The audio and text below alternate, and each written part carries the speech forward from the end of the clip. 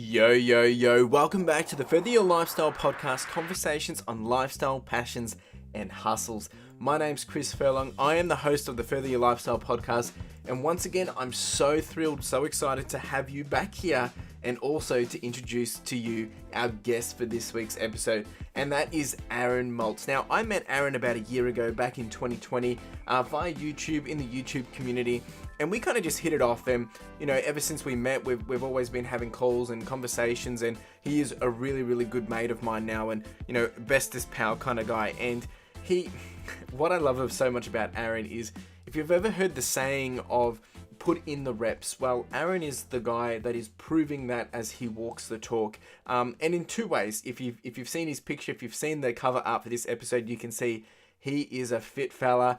He knows what he is doing when it comes to personal training, comes to the gym, and really getting the best bang for buck out of his body in terms of strength and exercising.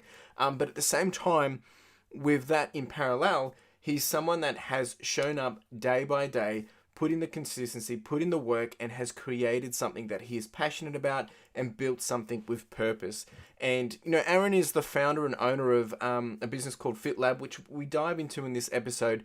But what I love so much about him is that he brings that passion, he brings that purpose and that drive to help others and to bring value, whether it's in a small conversation, in a long conversation, or in all that he is doing. And I guess his end goal or intent is to really help people find and develop that balanced lifestyle. And we dive into all things Aaron in this episode, his upbringing, what he went through, what he's done to enable him to achieve what he has to date, and, where he's going, what he's focusing on. And it's a very exciting episode just because I love the guy. He's doing so many amazing things, and he's doing it all himself. He's creating things bottom up and putting in the hard work to make sure he is delivering that 110% in all that he's doing. So get comfortable, get cozy, however you like to listen to the episodes. We are on YouTube, we are on Spotify, we are on Apple Podcasts. But grab a cup of coffee, cup of tea, and let's get into it. Good evening, Aaron. How you doing, mate? It's so good to have you on here. Thanks, Chris. It's great to see you, and it's my pleasure to be doing this with you. I really appreciate you asking me to join you here tonight. Oh, you're welcome. This morning for you. Yeah, it's morning for me. You're in New York, so it's like almost getting close to midnight. It's about 10 o'clock right now. Okay. Not too bad. It's a good thing I'm a night owl. That's it. I mean, it looks like daylight. If for anyone watching on the visual experience, it does look like it's daylight there, but that's because you've got all the nice gear, all the quality. Some good lighting all around my office here. That's it, man. So let's hear about you. In a nutshell, I mean, you're doing a lot of things. You've been a business owner, and you are a business owner now as well. You're a fitness coach. You've done a whole lot of different things, and that's what I love about you. You're all hustle. You show up and you're putting in the reps and you're getting it done in more than one way. It speaks for itself. But let's hear about you, man. What are you all about? Well, good question. So, in short, thanks for that great introduction, by the way. In short, really, look, I'm still figuring this all out as I go, like any business owner, right? This is my first year in business with Fitlabb. Spent about 1.5 years really developing it, researching it, and figuring out the best approach possible. But looking back at the course of my career, my various career adventures, as I like to call them, I feel like even though some of those things may not have been the right path for me to pursue, they've all given me the skill set and the knowledge that I now needed in order to take this next step, in order to create Fitlabb, which was designed to really help as many people as I possibly can and scale over time to do that. So, while I obviously chose to stop those other endeavors that I took on in the past that were not fitness related, they've all proven to give me some really great knowledge and abilities that are now, bearing fruit and helping me along the path I'm on now. This was always what I was meant to do, helping people and helping them to get healthy and fit, because I look back and this is really what also changed the course of my life forever. It really enabled me to, come full circle and not only save my life. I think you know my story, right? It also is on my in a video on my YouTube channel. It talks a little bit about it, but my transformation as a kid and how fitness really saved my life essentially. But it's actually true. Back when I was, in middle school, I was bullied really badly. And for about 3 years, I had no friends, and it was a pretty miserable existence. And, I just had a really rough time. And so I finally came to this head in my life at the time where I had enough. I was fed up. I had enough.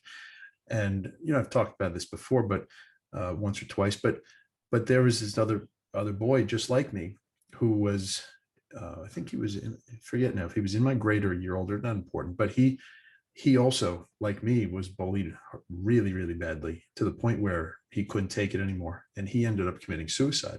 Oh. And I'll never forget this guy. I mean, really shook me up. And that was basically the moment and the experience that made me say, that's it. I'm not going to, go down that path. I'm going to change my life.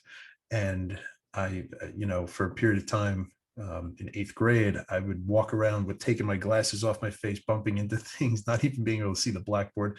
So I had a negative impact at first, but at the end of the year in that summer, I got contact lenses finally, I got a wardrobe, and I started to go to the gym.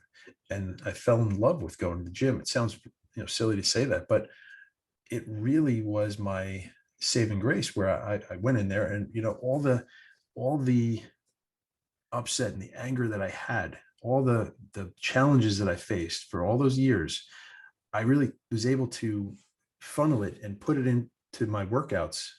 And, I didn't realize it at the time. I had no idea actually, but, in taking out my frustration and anger in the gym in a productive way, I was actually, using a funny thing. I was using the concept of progressive overload in my workouts because I was pushing myself as hard as I could, right? Yeah. And as I was learning how to do everything, I didn't know everything what to do at the time, but I was learning quickly. And but I was making great progress because I was pushing myself so hard because I had a goal in mind and I was not going to stop until I achieved it. So lo and behold, that enabled me to change my life, gave me confidence, mental strength, physical strength to really overcome that difficult time in my life. And it, I grew out of that rough situation and went on to, have fitness really become a key aspect of my life and a defining thing of who I am. Yep. And, went on to go to college to pursue this as a career, as an exercise science major at Rutgers. Ended up also becoming a teacher for a period of time while I was also a trainer. I was even a trainer when I was in college, helping to pay for some of my bills. But, and I was doing pretty well. So, as a guy in my early to mid 20s, as all my other friends were trying to be attorneys or whatever, doctors, or who knows, whatever they were trying to be, anything. A lot of them are either still in school or working, but not making a lot of money. But between both of my jobs, I was making about 6 figures. And, as a guy in my early to mid 20s, that was a lot of money at the time. Now I was working 12 to 15 hours a day, right? I was killing myself, but I could do that at that age. And it was, I was just doing what I enjoyed, doing what I loved, and being successful at it and seeing the tangible results. So, unfortunately, I did get derailed from that for a period of time, even though even in between, I was working with some pro athletes and some other big people out there, big names, which was a lot of fun, by the way, and pretty lucrative.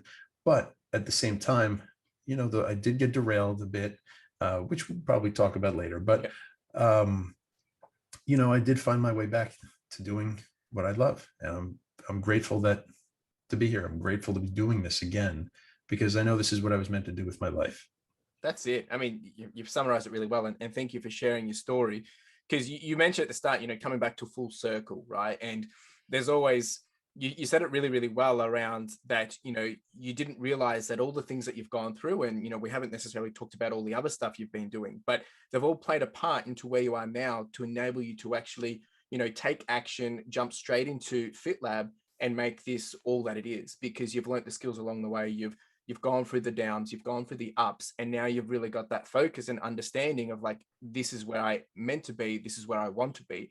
But it's hindsight, sometimes, if only we knew what I knew now back then, right? Because you could have taken action earlier, but that's not the way it works. And I think that's so important with anyone's journey is we need to go through those moments, whether it is, unfortunately for you, it was getting bullied and then, taking that path into the gym and then getting in there. If you hadn't been in the gym, I'm not saying it was good that you were bullied, but that circumstance, because you took control of it, took action with how you're going to, I guess, use that as a way to fuel yourself to make a change, you're now where you are. Essentially, it's come full circle, right? And now you're helping those, in similar situations, or for weight loss or whatever it may be, which is a beautiful story in itself. Of course, it's that's not a 5-year journey. We're talking what, 20 years probably. It's been, boy, I know I'm 42. I just turned 42. Happy I'm birthday. getting old. Thank you. Yeah, it was like a week and a half ago. No, 2 weeks ago. Boy, I'm really getting old. But no, by the way, you did say something I wanted to touch on. You mentioned something about the bullying and how, in a way, it might be a good thing. Look, I wouldn't wish bullying on my worst enemies. Yeah. It's a horrible experience. It's terrible, right? No one deserves to get bullied. I don't care who or what they are. No one deserves it. There's no place where this is acceptable. With that said, looking back now in retrospect, now, by the way, I wish I never went through that. Let me just say that again. But in some weird, sick way, I almost have them to thank for where I am at in my life and the person that I am today as well. Because had I not gone through that hardship, I don't know that I would have necessarily gotten into fitness. Had I not gone through that, I might not have this softer side, this feeling for the underdog and wanting to really help people. I mean, that's not true. I may have always wanted to help people because I was always that kind of a person, even as a kid. But I do really believe that it made me have even more purpose in wanting to help people and give back and, do something really positive above anything else in my life. And that's really where I'm at now, trying to, make the world a better place for me being here. That's it. In whatever capacity that I can. And it comes back to kind of like, that cliche saying of like, when life gives you lemons, what are you going to do with them? Right. And it's, and not to put any of, because it's not because of the bullying, yes, that's put you in that circumstance, but it was how you took action, how you took control. Right. And, maybe at the time it was probably just because you wanted to let out the steam, you wanted to let out the anger. Of course, now you can understand it's like how much beneficial that was. Right. But it might not have been planned to that level. Right. Because, obviously being younger and, you're just in the heat of the moment, you're just going to go smash it out the gym, which was the best thing you could do. It's the bigger man approach, right? Walk away and go take your time elsewhere. And you were able to fuel that and leveraging, when life gives you those situations and taking control, taking action, because I mean, we all have consequences from our actions. Now, you could have gone the other route, been depressed. They're not saying you weren't depressed, but it could have ended really ugly for you. But you were, I guess, encouraged, and obviously you were really, put out by what happened to your friend, which enabled you to say, no, you need to make a difference. And, as hard that is to digest and take in, it's worked out really, really well for you. And for anyone that's listening, this stuff isn't easy, right? Because there's people in these situations all the time, and it's easy for people to say, go take your frustration out somewhere else, go do it somewhere else, or stay strong, or whatever, which, and people do mean it. They mean it to, push through, and you can do it. But being on the other side and not experiencing it, it's hard to, it's hard to digest. I think that to some extent, with, look, going through hardships, it does harden you up. It does teach you very valuable life lessons. And, I don't know. I think that, like you said, when life throws you lemons, make lemonade out of it. Yeah. There's a lot of truth to that, because if you have to, instead of being a victim, allowing yourself to sit there and being a victim, you really have to grab life by the horns, right? Grab the bull by the horns, take control of your fate. Don't just sit idly and say, oh man, this stinks. I got a bad issue I'm dealing with, or I have a problem here, or whatever it is. Everyone has to always realize they are in control of their own fate. Okay. And that's something I speak about all the time, right? I tell my kids, I tell my students, I tell my clients, everyone is really in control of their own fate. 100%. Sitting down and just letting things defeat you is never the right way to handle things, because you're never going to get the right outcome. You're never going to get a positive outcome by doing that. You can believe it all you want. You can hope for things all you want, but unless you take action on what outcome you want to have happen for yourself, nothing will change, because, unless you actually get up off your butt and make it happen. So. And you've said it so well, and it's a really good segue, because obviously you've talked about your backstory, growing up and you were bullied, and then you've got into fitness, but obviously there's a lot more that you've also done, right? You've been into the real estate world, you've done the celebrity coaching, you've done so much there. So let's dive into that a bit, because you did all these things, you were really successful, but as you said yourself, you are now where you realize where you should have been and where you want to be, which is, and we'll talk about your business Fitlabb shortly. But so let's dive into that. So what else have you kind of done, in your career or over the years, and how did you end up to now starting your own business, Fitlabb? Question. So I told you a little bit already about how I was a teacher and a trainer, and how I moved on. So I ended up, so like I said, working with some professional athletes and whatnot. And that was great. I love that. And that kind of evolved partially by luck and chance. And also partially because over the years, I worked with a lot of great people and built up a great reputation for myself, right? In my area that I was working with clients in. And I worked with some of the right people who had connections, and it all kind of just by potluck kind of came to fruition. And then from there blew up a little. But, look, in life, sometimes you make decisions to change courses, to change career paths, or change your personal course in life. And, you might think it's the right move at times. And sometimes afterwards you realize it's not. And, there's all kinds of pressures in life. It could be family, it could be societal, could be anything else as well. And this is not exclusive to me. This is everybody and anybody goes through these issues, right? And faces these kinds of things. And, I'm guilty as charged of that too. And I guess I gave into some of those pressures that were kind of put on me by societal things and whatever. And, I opted to change careers for a period of time. And it was both a good and a bad situation for me, right? Good because it gave me a lot of insight into how business works, into how other aspects of the business world and life and everything works. And I met a lot of amazing people, right? And I've got a lot of amazing experiences in dealing with direct business relationships, transactions, marketing, you name it, everything across the board, right?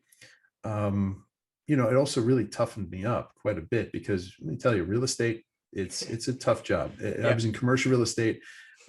It's a dog eat dog world. You're basically, and I was in commercial real estate in Manhattan. So, you're really swimming in normally real estate, you're swimming with sharks, or piranhas or whatever you want to call it. But in New York, you're swimming with a pool of great white sharks. Okay. And it's a really rough business. It really is. Unless you're in it, you don't understand it. I mean, I think there's a number, this is what I've heard over the years, and I've seen it kind of too, where people start in the business and, there's, I think, like a 90% rate of people just getting out of the business within their first 2 or 3 years.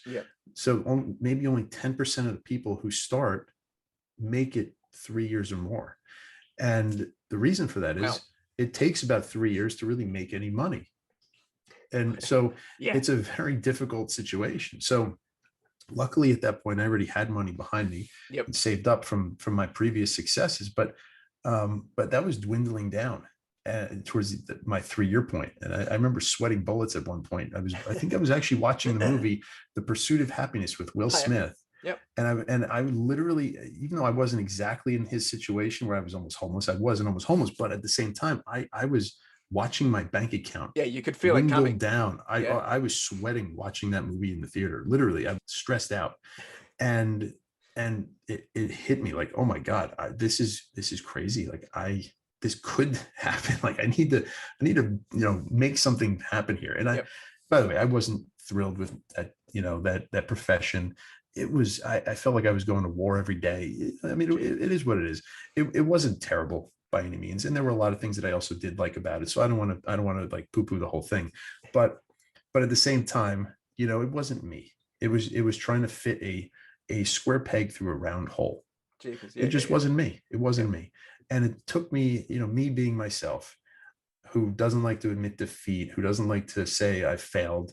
It took me more years than it should have to finally say, I'm throwing in the towel. This is not for me. I kept on pushing and wanting to make it work somehow. Yeah. And it wasn't me. And So, just with that though, but why do you think it is that you kept pushing for it? Was it to prove something? Was it the money? Was it the lifestyle? Or was it just because you were with the network of people? Like, what was it that was, because obviously you were good at it if you kept doing it, but you know, it wasn't something that you loved doing. So why were you kind of sticking in it? well, that's a good question. And I think there's no one exact right answer to it. But number one, I've never been a quitter. Yeah. Okay. I've Okay. never been someone who likes to just quit and throw in the towel easily. I like to make absolutely certain that I've exhausted all efforts Yep. before I change course and throw in the Yep. towel on something. Right. I don't like admitting defeat. It's not an ego thing because I don't really have an ego. That's for sure. But I really do not like to just bail on something that I've really invested Yep. in and gone all in on, which that I did with that at the time. So I think part of it was that. Another big part of it, I think, was, you know, it's a career where you really can make a lot of money. And I Yeah. think that pursuing that dream, and I did, by the way, I did have a couple really good years there at least, right? I mean, but I wasn't by any means the most successful in that business. I did well, but a lot of people did a lot better than me. But then again, I wasn't part of the 10% that bailed. I'm sorry, part of the 90% Yeah. that Yeah. Yeah. bailed. Yeah. At the 3 year point, all of a sudden, I just started making money and things started happening. And I had, you know, I'd say about 3 pretty good years by my standards. Maybe Yeah. not by some other people who make millions of dollars a year in that business, but I was, you know, I was content with it. But anyway, I felt like it was a great opportunity that I did not feel I was ready to just turn away from, because maybe it would work out. Maybe Yeah. I would finally start really enjoying it. Maybe if I continued, you know, it wasn't for the right reasons looking back. Yeah. And Yeah. that was, I think, a big part of it. So, you know, I'm glad I finally did come to this conclusion, and that my wife also was supportive of this and even, you know, pushed me to make the right choice in the Yeah. end. I'm grateful for that. And, you know, it was a hard choice to come and make, but in the end, I left it. I ended up doing a couple other career adventures, as I like to call them. And, you know, after that, before Fitlabb, and again, they, you know, one of them was a lot of fun. I ended up running a McLaren dealership, you know, the Oh, British that's right. sports car Yep. company. So that was actually a lot of fun until it wasn't. But that was, I actually for the most part enjoyed that job. Though again, I didn't realize it 100% what I was signing up for, not having been in that business. Yep. It, you know, again, what happened, I had to work 6 days a week, Yeah. most weeks. You know, on paper, I was supposed to work 5 days, but really it's a 6 day a week job. And very often, more times than not, well, I shouldn't say that. Many weeks though, I did work 7 days a week, and I had two little kids at home. Yeah. One who was, you know, son who was just born like a year before, and my older one was like 3 or 4, whatever it was, at, you know, around that time. And I had to work on Saturdays, every Saturday, all day into the evening. So I missed that golden day with them. Yeah. And then on Sundays, sometimes I had to work too for different events that might be happening, which tended to happen in that industry because you're in the high end market. So I was missing a lot of family time. I was missing tons of free time. And, you know, it's not an industry that really cares about, you know, your time, your welfare, your Yep. happiness. You know, The it's just a work-life grind. balance. Yeah, you're only as good in that business as your last month, Yep. honestly. And in that business, there's an entire season which is quiet. So, you know, even though it's expected, they forget that, like, oh, well, okay, the winter, you're not going to sell anything, really. Yep. It's just a hard business. So anyway, you know, I did something else, and after that, I was head of investor development for a tech startup, and it was a cool concept. I enjoyed it. I enjoyed helping them build the business, and, you know, but again, ultimately that ended. So, you know, and there were a few things that with that and other things in the past where I got stabbed in the back, and I was like, I just got so fed up. So what caused me to finally come full circle and come back to fitness to create Fitlabb was, I remember when the final thing kind of came to hit me, right? Where I finally, took a big hit and was very frustrated with how things went with the last gig I had. In the end, I remember for about a month, it was really hard to get out of bed in the morning because I just felt so depressed. Right. Like, geez, man, what do I do? What do I do with my life? Like, I didn't have a clear direction anymore at that point. I thought the fitness thing was behind me at that point. Because a couple of years already now that I wasn't working with working with my big clients anymore. Yeah. And, I just said, I just don't know what to do. Right. So, and I finally made the conscious decision to start meeting with a career counselor. Okay. And I then got out of bed with a purpose. And I said, I met with the guy twice a week. And I went in there with the decision that I'm going to figure out my life. And I literally deconstructed myself every time I met with him. And over the course of the next month, I literally was deconstructing myself, figuring out what drives me, what motivates me, where do I get that fire in my belly from, right? That's good. What gets me up in the morning, gets me excited. And I kept coming back to fitness. And I realized, okay, I don't want to go back to being like a one-on-one trainer. Yep. For many reasons. I didn't see that being the future of the business, right? Of that whole industry. I noticed what was going on social media. I noticed what was going on with online fitness and stuff already. It was just the very beginning of it at that time. And so this was almost about 3 years ago, give or take. I said that, I think online, I have to figure out how I'll do it, but online is really where I need to be. And, now I've been charging my clients before as a trainer when I really reached the peak of my career as a fitness professional. I was charging $225 to $250 an hour for my services. But I also realized I'm really missing the mark because while I love working with these clients and it's great, and obviously it was, my services were worth paying for, I wouldn't be able to get paid what I was. I also realized that there's a huge percentage of the population who needs help, who cannot afford anything like what I was charging. 100%. Maybe they can't even afford normal training rates, which are on the low end $60 a session, on the high end $150 or $250 or whatever for, if you're going up to like where I was. But the average is probably $100 to $120 an hour. And, most people can't afford that. No. So I wanted to create something, and this is way before, this whole last year, what happened in the world. So way before any of that happened. So it wasn't even a thought, obviously. What I did was I said, I need to create something that is inclusive, that democratizes access to quality fitness, professionals and instruction and help. And not in like the standard template kind of a way, not in the way that every other influencer was doing, right? Promising, custom whatever, but not actually, providing that. So a lot of false advertising out there, by the way. So I said, okay, I'm going to figure this out. And it took me a little longer than I wanted to, but I really laid the groundwork properly. I hired all these other, coaches who were really just more or less influencers, not really coaches. I wanted to see what was out there, what they were doing. And that was how I figured.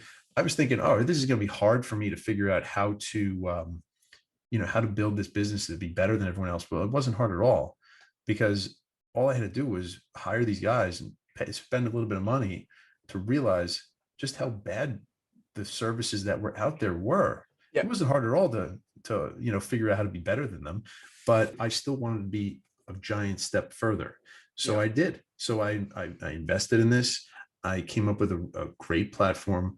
I designed a really high-end website, very professional looking. I don't know anyone else out there that in the industry that has a website like mine. So I'm sure there may be some, I just don't know them.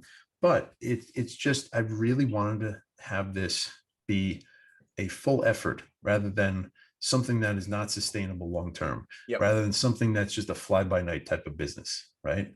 So I wanted this to be long-term, sustainable, and something that really adds tremendous value. and at a reasonable price, especially starting out the first year. Yep. So that's really how it all came about.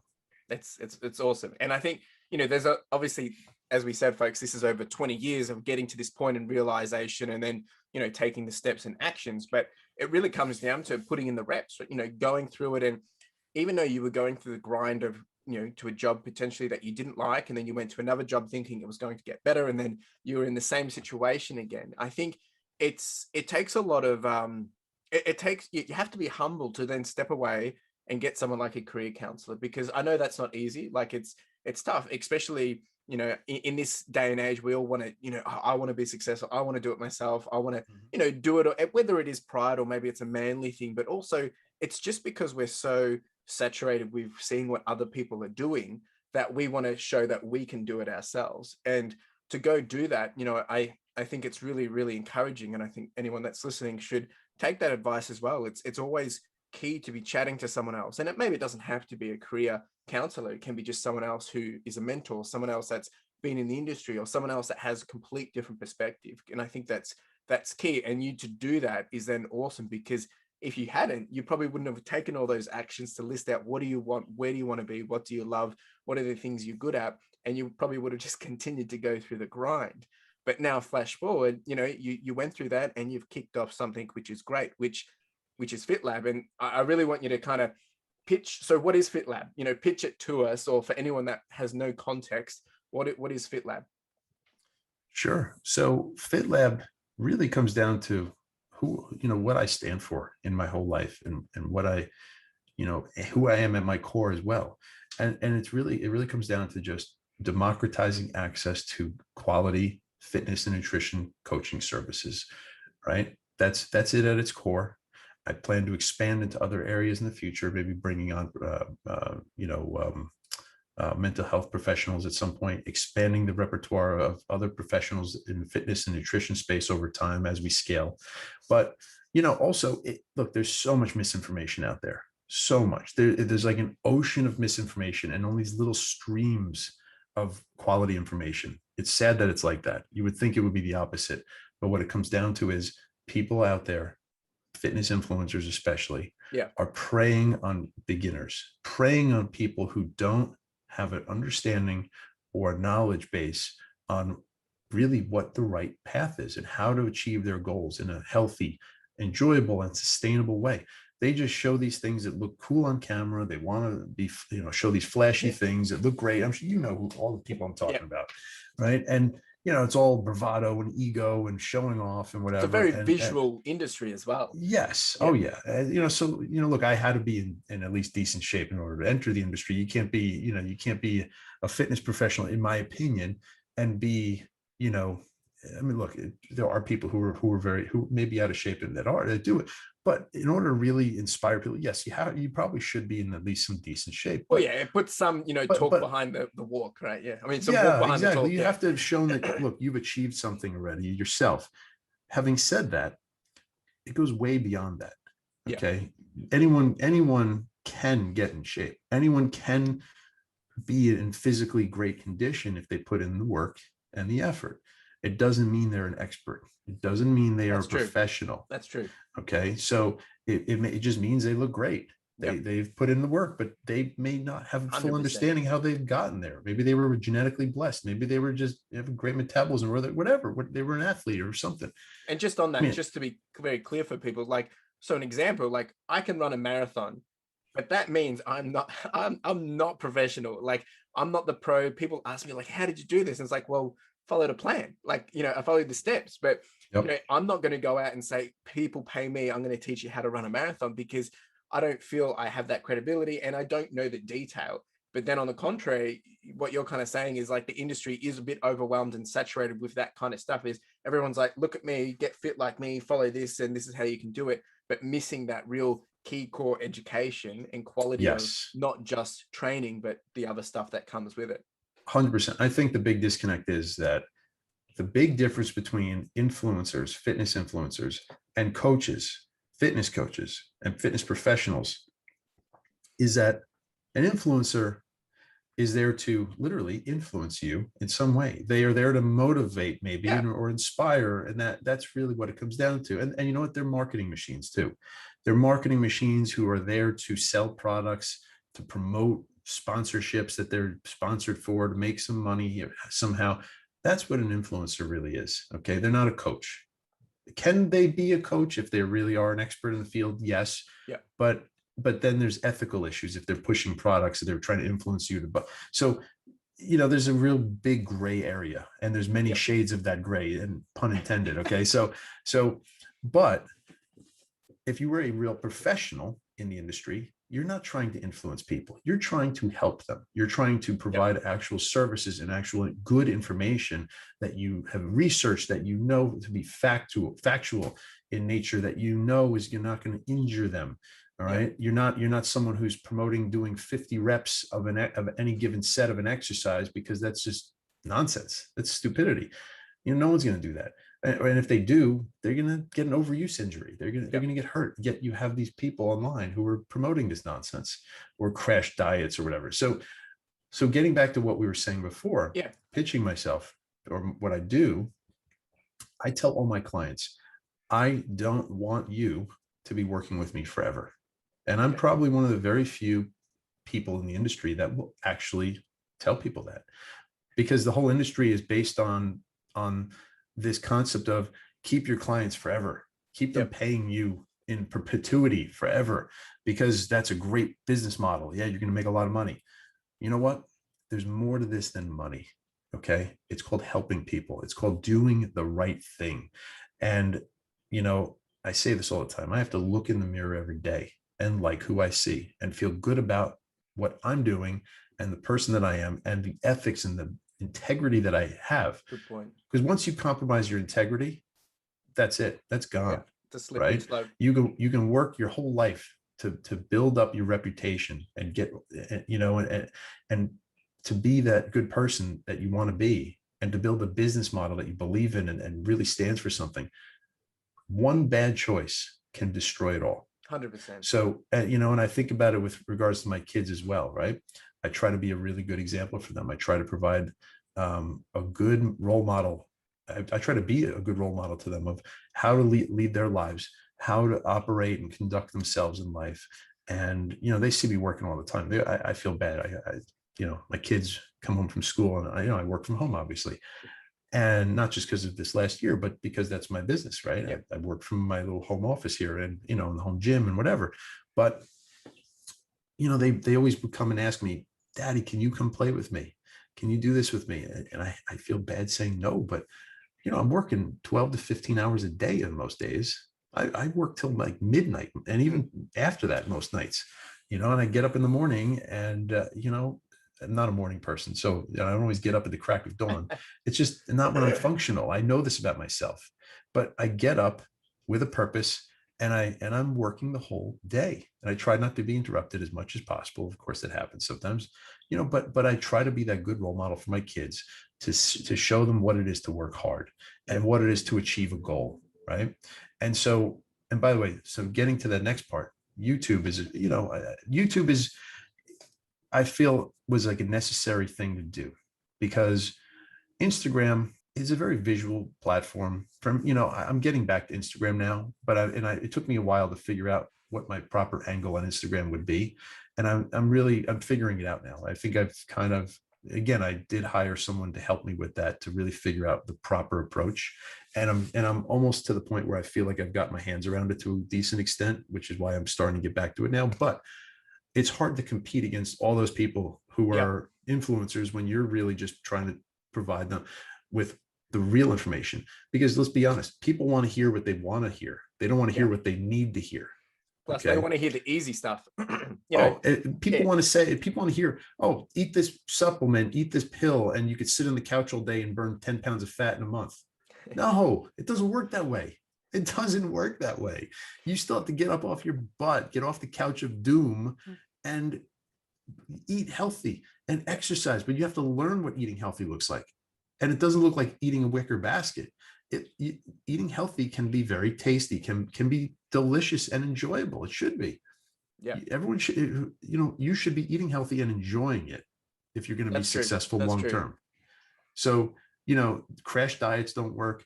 Diets, fad diets, they're all garbage. It's about eating the right way for your situation and learning what that looks like. So that's the lack of education that most people have.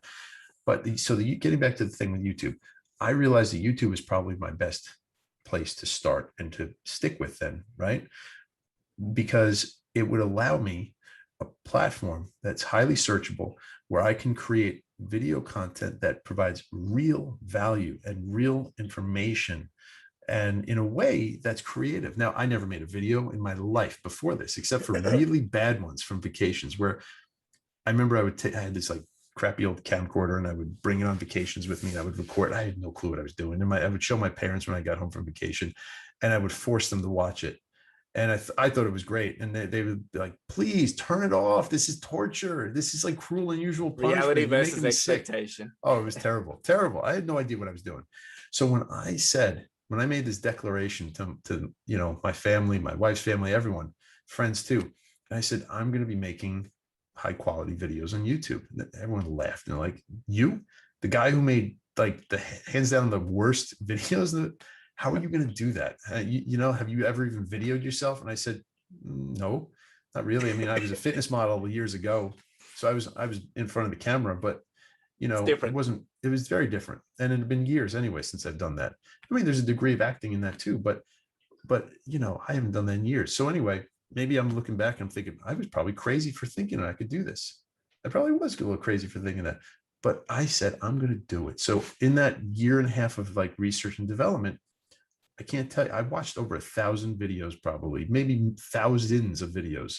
Every day I was watching videos, and I was looking for what makes a video interesting, what makes a video boring, what makes it how can people communicate information in a productive and interesting way? Yeah. And what puts me to sleep, and what looks crappy, like what, quality wise, and everything in between. And then I set out, once I figured that stuff out, I set out to figure out how to actually make these videos. Yeah. And how-to videos and whatnot. And then I figured out, okay, I need XYZ equipment. And when I finally realized, I thought I was going to have maybe my wife or other people help me video. Nope. No one wanted to be a part of it. No one wanted to kind of get behind it and help me. So I said, all right, I need to figure out how to do this by myself now. Yeah. So I now had to figure out how to do that. That was another giant obstacle. How do you video yourself? How in the world do you do this? And so I had to figure, what equipment do I need? How do I find locations? Well, I just walked into this gym down the road one day, introduced myself, and made friends with the owners. And you know what? They opened the doors to me and allowed me to film in their facility, this beautiful facility. Place is called Core Performance. Amazing place. I had to give them a little plug because they're such great people. And I really owe them a lot. And that's in Westchester County, New York, far from where you are, opposite side of the world. It is. But it is. I had to stick with this idea once I committed to it, and whatever it took, I figured out how to do it. And look, I look back at my first video. At the time, I thought it was great. Now I look back and I'm kind of embarrassed of my first video. It is great. All your videos are great. If anyone hasn't checked out the YouTube channel, make sure you do, because the quality speaks for itself. And kind of just touching on what you've just spoken about around that, you did the research to understand, well, what's out there, what's not out there. And coming back to even you creating Fitlabb, like you've got the fitness expertise behind you, you've got the education, you've got the understanding, because you've done it yourself, and you are fit, and you come across that what you need to know to get to where you need to be. So that's the easy part, because that's all, you've got that in your blood. But what I love here is that you've kind of said that, well, if you're going to go online, if you're going to go this so that anyone can do it, anyone can have access to it, YouTube's going to be your best bet, right? And to jump into that, but having no understanding, you're right, you're going to have to go put in that hard work, put in the action. Once again, coming back to that action piece, what you want, whether it's the dream, the goal, or something that you love. But then there's this whole reality of like, but you don't know how to do it. You can't do it. So how do you do it? Get out there and give it a go.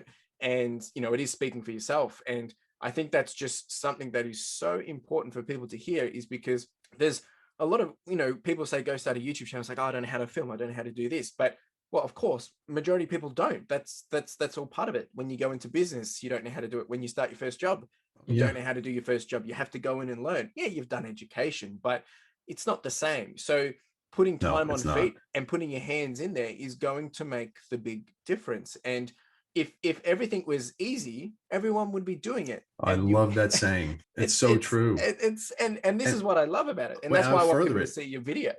I'll further this in saying this: anything that's easy is not worth doing, right? Yeah, Because then everyone would be doing it. Everyone probably is doing that's things it. that are easy. So you have to, if something is a little more difficult, it definitely is worth accomplishing your goal by following that path that is more difficult, because it's about the journey. Yeah, It's about the journey and what you learn on that journey. And it makes, when you finally accomplish your end goal, it makes it that much sweeter when you succeed, right? 100%. You've now fully earned it. So, and by the way, it makes me laugh sometimes, because I'm all about that journey and earning my stripes, right? That about YouTube, there are so many bad, like nasty trolls and comments on YouTube. My God, I heard about this beforehand. I have a friend who's a very big YouTuber, Amelia Hartford. Yep. She was one of the people. She was one of, probably the biggest person who pushed me once I became friends with her. She has a car channel that has, like, It's she's really good. It's really good. 800,000 subscribers now. I Yeah. think she has about the same amount of people on Instagram. I met her when she only had about 200,000 only. Okay. That's still like crazy big, but she's been on TV shows. She was on a Netflix show, The Fastest Car. She's big time now. She's buying crazy cars and whatever. So anyway, long story short, she pushed me to do this and said, you're going to be great. You're a good person. You come across well. You speak from the heart, right? You're genuine. You have the knowledge. You got to do this. You just got to do it. And so I did, but she also warned me that there's a lot of bad trolls. You have to have thick skin. So going back, commercial real estate definitely gave me pretty thick skin, right? I had to every day I was dealing with CEOs, CFOs, the biggest landlords in Manhattan, and they were all like great white sharks. And even the other people that I was, negotiating deals against. I mean, if you've ever watched Entourage, there was, to a degree, it was almost like, you're like dealing with all these other people who were like Ari Gold and just a different business model, right? It's the same kind of business in a way, because you're representing either tenants or landlords, companies or landlords, instead of the agencies and the talent. It's otherwise same thing, but it hardened me up. It gave me a thicker skin that I didn't have before that. and I feel like it prepared me for this. Yeah. And one thing that I learned to do really well in commercial real estate was I learned how to think. I learned, I wasn't a bully. A lot of the other brokers trying to negotiate against me were bullies, and they felt that they could scream loud enough, if they could curse and stamp their feet and whatever, and act like a real bully, that they could win whatever points they needed on on the deals I was negotiating against them on. I believed, and successfully, rightly, was that, the way I got my points and things that I needed as negotiable points was, look, I put in the research, and I had to be smarter than them. I had to stay 5 or 10 steps ahead of them, and figure out where their pivot was, where they're going to try to attack next, and have counters for all those things. So now I take that it sounds ridiculous taking that to YouTube, but like, you get attacked by trolls, and I have this unique ability to turn trolls into supporters, because I kill them with kindness, and they're not expecting that. But I do get it. Oh yeah, it's the best way. And you know what? A lot of time I respond to them. They just have no proper response back. They just don't even know how to respond to what I say. But yes, people accuse me of, oh, you've just accomplished these things because you run steroids. No, I accomplished these things because I consistently worked out for 27 or 28 years now, 28 years almost now. That's why. Because I've worked out hard and smart for 28 years. That's right. That's why. And I'm not putting in the reps. Yeah, exactly. Putting in the reps consistently. And I look in the mirror like, you really think I'm on steroids? Really? I wouldn't touch that stuff with a 10-foot pole. But this is the reality of what we're up against, right? Whether it's someone that's creating a business, someone that's trying to do a YouTube, someone that's trying to create a podcast, there's the world out there, and it's full of sharks. And coming back to, the audience that's listening, is I think it's key to understand that no matter what you get into it, there's going to be situations like this as well. Maybe not at scale, or it might be smaller, or it might even be bigger. No matter what you go into, there's always going to be the haters. There's always going to be the trolls, Yes. because there's people that are looking at you thinking, oh, I wish I could do that, or I couldn't do that, or I couldn't show up. And Yes. they wish they could have. Now, at the They're same making time, excuses yeah, for their yeah, failures by saying, well, he only did that because he cheated, or someone gave him this ability. No, I put in the work.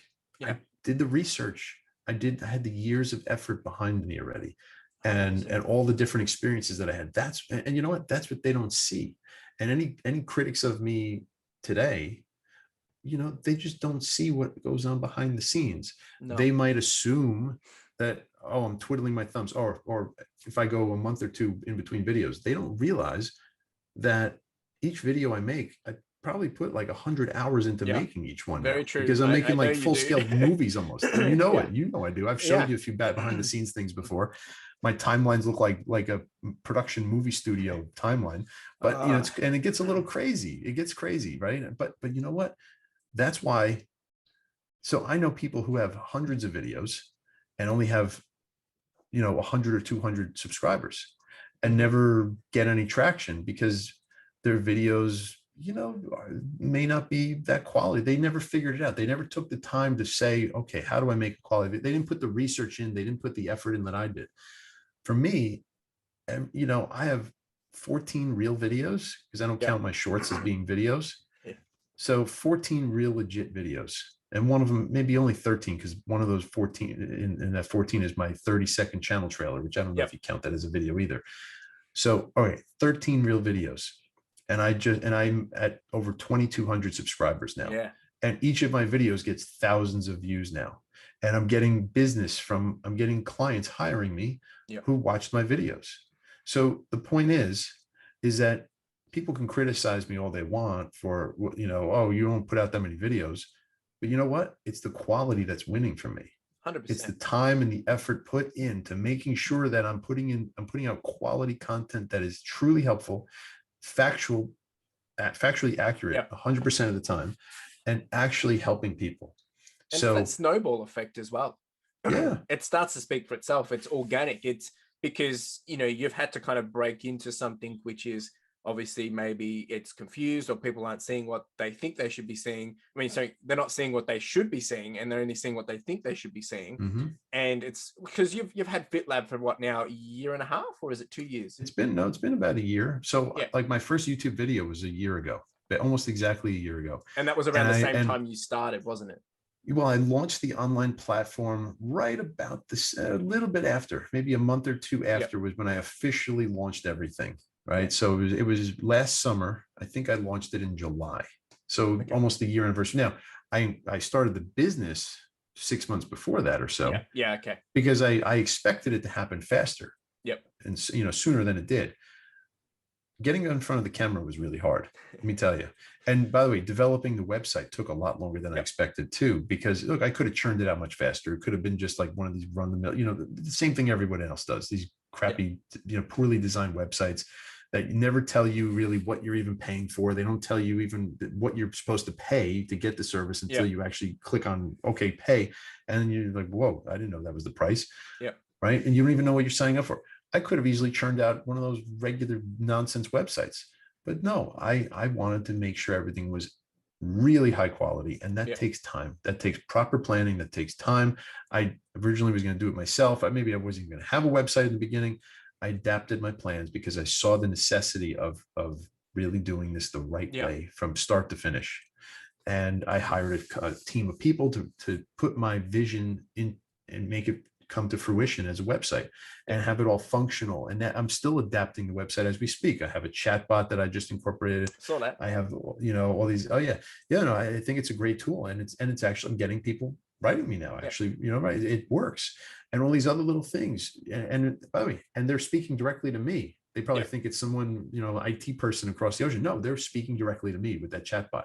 Or when they write an email through the website, that goes directly to me.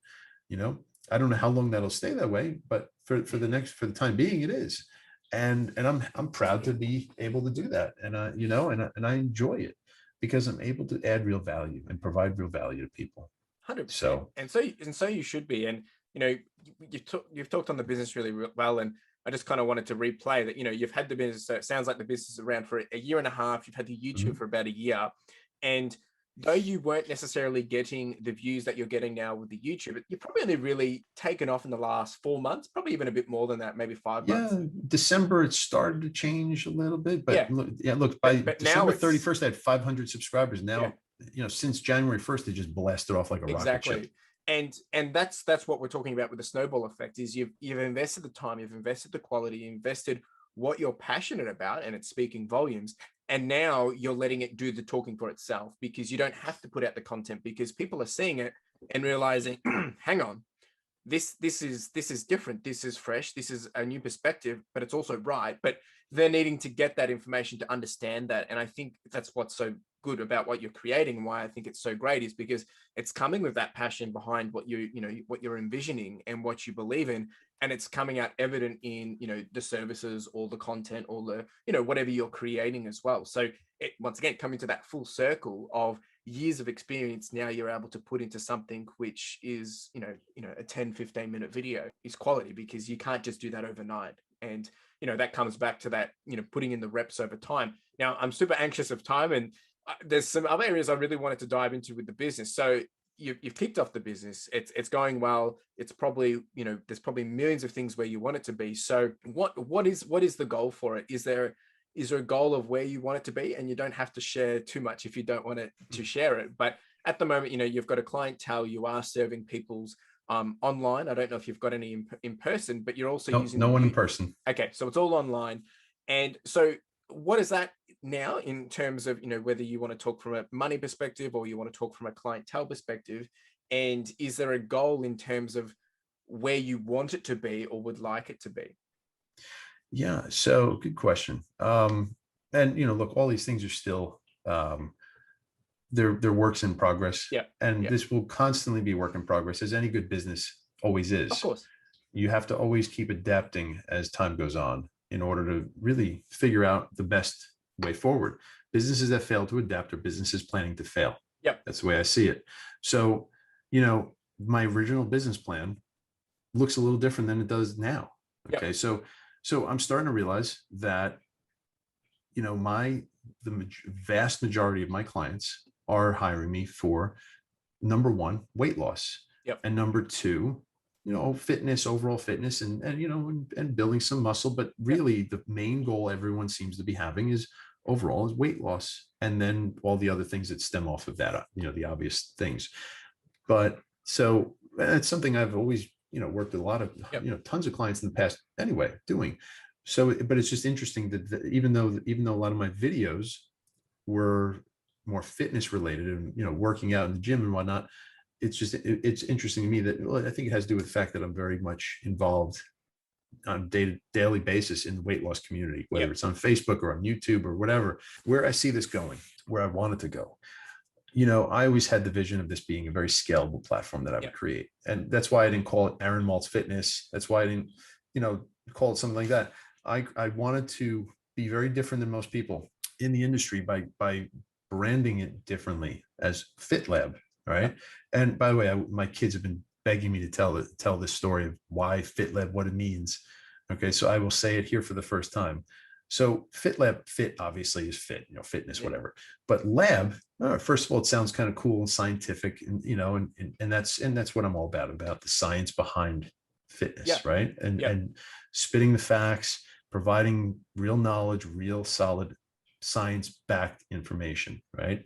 But lab, I could have spelled it the traditional way, L-A-B. I used two B's. All right, there's a lot of fit labs, brick and mortar places, but why L-A-B-B? Well, it stands for the first name of each of the people in my immediate family. My son, Liam, my name, Aaron, then Brody and Bree, my wife. So my two sons, myself, and my wife. So that's why Fitlabb, all one word. So I didn't know that. And no one did. I haven't spoken about it until right now. My kids are, but Dad, when are you going to say that? When are you going to tell everyone the story behind Fitlabb and the name? Well, I just did it. Right, so I'll make them listen to this now. Right there as well. That's really cool. Well, I always, my kids take my lead in the fitness space, right? They love being in shape. My younger son has a shirt. He goes, I get my muscles from my daddy on his shirt. And he's look, they may not do this one day, but if they choose to, at least, they know that, like, it's their namesake almost in the business. And, I look at it like it's a family friendly business as well, family friendly brand. So, and that's even in the name. Yep. So that's that. And it's not about ego. It's about just doing the right thing. Right. So where do I see it going? I see this scaling. I see myself bringing on other trainers in the future, that each maybe bring something new and different to the table. I don't want to be the face of Fitlabb forever. Yep. I want to have other people who are real knowledgeable, real value add people who share my same values and morals and ways of doing business and coaching people, nutrition professionals as well as fitness professionals, and have them help me expand the business. I also see many other silos developing off of this. There's been a very interesting new business idea that I've even kind of been developing, just starting to develop now. It's months away from happening, but I think it's even vastly more scalable than even what I've just told you about. It's partially leveraging off of Clubhouse and off of YouTube and off of Instagram. By the way, Clubhouse is unbelievably powerful. That is such an amazing platform, because also it does away with the whole visual aspect. You have to either add value or you're nobody there. Yeah. So it's all audio based. I love it. But yes, there is something big I am in the beginning stages of working on that I think is going to not only help a ton of people, but is also massively scalable and will allow me to even charge less money ultimately for a fully, like, this will be creating a whole, how do I describe it? Really a supportive community that myself and the team that I'm going to have in the future helping me to run this whole thing, because that's what it will take, a team to run, but to really build this community that is so supportive. Now, I'm making a bold statement right now, but it's also to hold myself accountable, because I do fully intend on creating this. And I really, truly believe this is going to be huge. And there's so many other little business silos that can stem from this as time goes on. I never looked at YouTube as the business. Yeah. I looked at YouTube as a value add component that would help people for free. Yep. And would give people good information, act as a bit of free marketing as well, but free. It's really a lot of time and effort and money I put into each video, but so it's not really free, but it's free for the people who watch it. 100%. But I think that's a necessity going forward, and at some point I'm probably going to have someone help me start editing. I'm nowhere near there yet. I've told you that before. I'm still dedicated to doing this myself for the time being. I have to make sure the business supports me ever bringing on, people to help edit. Yep. But, it's going to be hard to give that up one day, because I don't want to. But yes, I'm not focused on like monetizing my channel. I will at some point when the time's right. I'm not there yet. And I don't even think about that. That's like noise to me right now. Okay. Just because, look, you don't even make much money monetizing your channel until you have like 50,000 subscribers and you're getting massive views. If you have 4,000 people subscribing to you, and you get, you might make like $100 every couple months. It's not going to pay any bills. So that's why I'm saying I'm not worrying about that. That's just, no one wants to see, commercials on your channel anyway. So they just want to hit skip and whatever and get to the meat and potatoes. But that's really where I see this going. Okay. No, I think it's really good, because you said it even before you answered the question was, unless the business is changing, it's not growing, right? So I think that's super key, and it's exciting to hear what's to come. And we've heard it here first that there is some exciting things to come. So I'll be keeping a close eye on you and watching like normal. But I encourage everyone else to go check out what you're doing and what you're creating, because you're always trying to do the next best thing to help others. And I think that's what speaks volumes and is really bold and loud here, is because that's what makes you the outlier, is because you're not there to make yours is the best, but you just get out there to say that this is the right way and this is what's backing it up with the science, and that's all evident in your videos and the content that you're putting out. Now, I'm really, really keen to get into some rapid fire questions with you, because we've touched on so much, around you and your past and your business, but let's let's kind of move away from that and just some random Sure. rapid fire questions. And, the idea is to answer them as quick as possible to keep it short and sharp. So we'll jump into that. So the first one is favorite book that you have read. I would say I'm a nerd. Lord of the Rings trilogy. Oh, that's cool, man. That's cool. That's good. I'm a big nerd. I love that stuff. That's love awesome. the movies too. And to say that you've read it, because a lot of people just end up, watching it. But no, I've read them all a few years ago now, but I loved those books. So good. I've read them myself. I wasn't allowed to watch it until I read it, so I was motivated. See, I watched the movies first, and then I read them. But I actually liked the stories better because they had many more details. So much more detail, and that's why I liked it so much, and why I can understand the benefit of doing it. Reading it before watching the movies, because you get that context. Well, that's good to know. All right, advice you would give yourself as a teenager. Wow. All right. I feel like this is a loaded question, and there's so many things that I would probably say. But I guess I'll keep it as simple as I can. All right. So, I mean, I'll probably forget a million things that I would say to myself back then. I think the first thing would be, don't worry about the bullies. All right. They may think they're cool at the time, but down the road, they're going to be pumping my gas when I'm the one living a good, happy, and successful life. Right. Whatever, successful, by the way, doesn't always mean money. Yeah. Success also means happiness and health, right? And having a good, loving family situation. So a lot of the people who were the guys who bullied me back then, not all of them, but I know a good amount of them are not exactly living the life that I am in that way. Okay. Right. So you know what? Looking back, when it was hard for me to see the light at the end of the tunnel, I wish I did know that then. Yeah. Because it's hard to see that at the time or understand that things will get better. So I would have told myself, don't worry, you got a big, bright future ahead. Just put your blinders on and focus on what's ahead.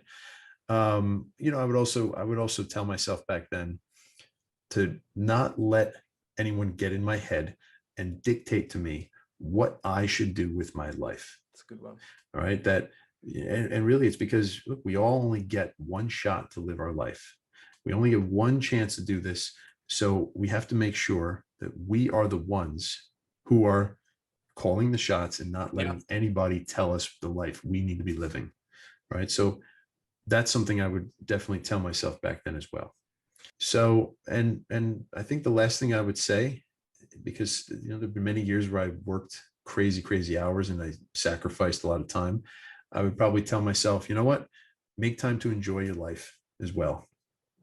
Kick back and smell the roses, so to speak, because, again, you don't get a second chance to do this. Yeah. So, sometimes if there's things that you want to do and you keep putting it off to tomorrow, it's not, you shouldn't always keep putting things off, because who knows what can happen tomorrow. Yeah. Right. A bit of fun in this one. Someone gives you $10,000. What do you do with it? Okay. That's a good one. I would probably reinvest half of that into my business, buying equipment or hiring someone to do some role that I need help with, whatever. I would probably spend some of it on taking my kids and my wife to like a 1 or 2 overnight thing to go somewhere that none of us have ever been and have a really nice experience. And then the rest I'd probably save. Yep. Invest somewhere. I don't know. That's probably what I would do. Nothing too crazy. Cool. Favorite workout, considering that you are the fitness man. So is all of them a valid answer? Wow. I'm kidding. No, all right. In all seriousness, look, I enjoy almost every workout as long as I'm focused and I don't get distracted by someone bothering me. Right. I'm that guy in the gym that for whatever reason, is not even in the gym, everywhere, I get people that just want to talk to me. I don't know why. I don't know if I'm I look like a happy person all the time. I don't know what it is, but in the gym, I swear I get people coming over asking me what to do or how to help them out or whatever. And it's partially my fault. I just want to help people. I talk too much, as you well know. Right. So I'm partially at fault with that, but okay. No, if I had to really pick one workout that I really like, my favorite one, it's probably chest and back workout. I do both together. So that would be it. Okay. And then, and any workout where people leave me alone. How do you spend your free time? What is free time? What's free time? I don't even know. I know a few things that you like to do. Yeah. All right. So what? All right. What I would probably do, what I do in my free time, yeah, spend time with my kids, my wife. Work in the garden. I really enjoyed that. I find that to be very relaxing, Yeah. grounding type of an experience. So I get some of my best thoughts when I do that. Play video games, even though I haven't done that in God knows how long. It's like a big thing I love to do. I just never have time. I love driving my cars, Yeah. even though I rarely do it. I love racing cars on actual like road courses. Yeah. I do that once or twice a year now, but it is a blast. If you ever get a chance to do that, take it. It's incredible. I don't know. I like going for bike rides, working out, Yeah. watching movies. That's about it. Walking my dog and watching my aquariums. That's really it. Yeah. No, I that's mean, I good. could go on and on, but that's about it. I'm not a Yeah. big golf guy or any of that other stuff. That's all good. Favorite sneaker, because I know you are a big sneaker fan. Jordan, well, I love Jordan ones, but my favorite one is probably the Obsidian UNC colorway. Okay, I have no idea what it is, but for anyone that's listening, go check it I'll out. send you a picture. I'll I'm send you a sure picture I'm after sure this. it's something which is extravagant and out there, because I know It's your a good, it's a shoes. good color. And the final rapid question would be favorite quote. Okay. I love this one. And I'm going to be a bit tacky here because I'm going to quote myself. I'm sorry. No, actually, it's important because it's That's fine, the man. way I live my life and what I really want to impart on people who are listening. And it's really this: we all have 24 hours each day. The difference between success and failure is how we all choose to use that time. That's really it. Yep, 100%. So, And you've alluded to that the entire of this episode, right? Which which is nice. Coming full circle, we've had that line between the whole thing, which I think is so important because whether it is as simple as putting in the daily reps, whether it is as simple as taking action or as big as taking action, and that comes with bold steps. It comes with big goals, big dreams, and big ideas. And you didn't know that you were going to be here 20, 25 years ago, but you started something which has enabled you to get to here, and you've put in the daily work, the daily consistency to get there, which I think it speaks volumes in everything that you've shared, and it makes sense that that would be your favorite quote. I just thought it was also very appropriate. I think it speaks to the fact that, look, we all have the same ability to do anything we want in life. And and any excuses that we make is just noise. It's just noise. Yeah. Right. I'm no more able to be successful than you or over me. Yeah. It just depends on what we're each strong in or weak doing, and we can all make our weaknesses into our strengths. It just takes time, effort, and consistency. That's it. So that's really what it comes down to. Well, everyone, you've heard it here. We've discussed so much, and I'm very honored to have Aaron on this episode, just because he's such a great guy. He's got such a good background and history, and he's got the fast cars, he's got all the fast stuff, but at the same time, he's just down to earth, and he's the everyday guy, just like you and me. And I think it's important for people to hear your story, and that's why we've gone through it, because you're just someone else that's had a dream, and you've gone through it, you've experienced life, and now you're, later into the game, but you're doing what you love and you're passionate about it. And I think that's the real big key takeaway for me, is that it doesn't matter how old you are, how young you are, find what is your passion, what you love, and get to it. And I think that's been really evident in this conversation with you, mate. So I wanted to give you the chance to, if there's where should people go to find your content? Where's the one place, two places, where would you like them to go? Number one, Fitlabb.com. That is my website, and Fitlabb is FITLABB, two B's at the end.com. That's my website. Really will give you all the background and any information you ever want to know about me, my business, and how I can help you. Number two would be YouTube, which again is very simple, Fitlabb, right? You got the spelling already. I'm very proud of my YouTube channel and the value that I bring there. And also, my Instagram as well, at _Fitlab. Yeah. For now, may change in the future, but we'll see. But for now, that's what it is. But yeah, no, that's where you can find all my relevant content and future stuff as well. Awesome. So it's all in the show notes, folks. So go check it out. And I 100% encourage, even if you're not into fitness, if you're not into any of that jazz, go check out the YouTube channel, because you will learn more than one or two things. And, I'm not one to be hitting the gym, but go watching Aaron's content and I'm like, wow, okay. It's very science backed. It's got all the information and all the right information, and you'll see the quality of just the overlays, the information that you're putting into that. It really does help you come to a place and learn really, really quickly with no, prior understanding. So it Thank you. I speaks for try to itself. make it fun to watch too. Oh, I it is really fun do. I too. try to add a little humor here and there. I try to make Yes. it enjoyable. And if you stick around to the end of the episodes, he's Oh always yeah. got the bloopers as well. So it's always a good giggle. But no, Aaron, it's been an absolute pleasure having you on here, mate. I do appreciate your time. I know it's late there as well. And, I think we've already said what I've taken away from this, and I've been really encouraged, and I'm always motivated and inspired by what you're doing. And I hope the audience have taken something of the similar away from this. And if not, let us know in the comments, folks, and give us your feedback. But dude, really do appreciate you being here. It's been so good. Hey, I appreciate you having me here. And I will say this, you're one of the best guys I know. And I greatly appreciate the friendship. One of the best things that came out for me personally from my time on YouTube was meeting amazing people and amazing friends like yourself. And for that, I'm truly grateful. I'm honored to call you a good friend at this 100%. point. And Thanks, really, you've been such a positive force. And I mean it when I say this. I look forward to your videos. I really, it like puts a smile on my face when I watch your content. Not only because I know you and I know what a great guy you are and your intention and whatever, but it's just I really am grateful, honestly, for the friendship that I have with you now. And you inspire me as well. So Thanks, I man. thank you very much. It's a bromance right here.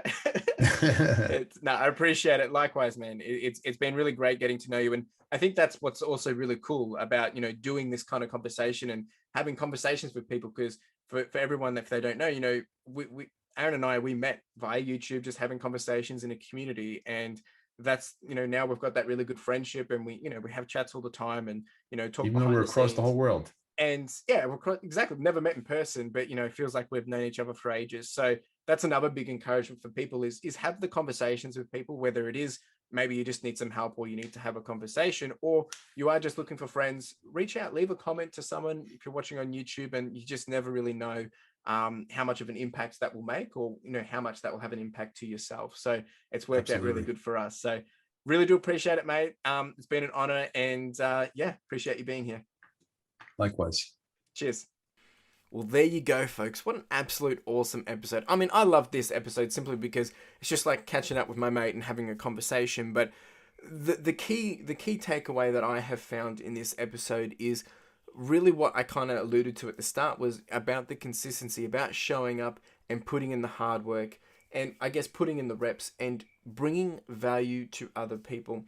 Now, Aaron, he's doing so many different things, and he's done so many different things in his life as well. But I think what is so evident is that he is willing to put in the hard work to ensure he's getting that broader lifestyle gain of happiness, but also putting in, making sure he's bringing his 110% A game in all that he's doing, and being able to serve other people, whether it's via his YouTube community, via his Fitlabb business, or just as, an everyday person.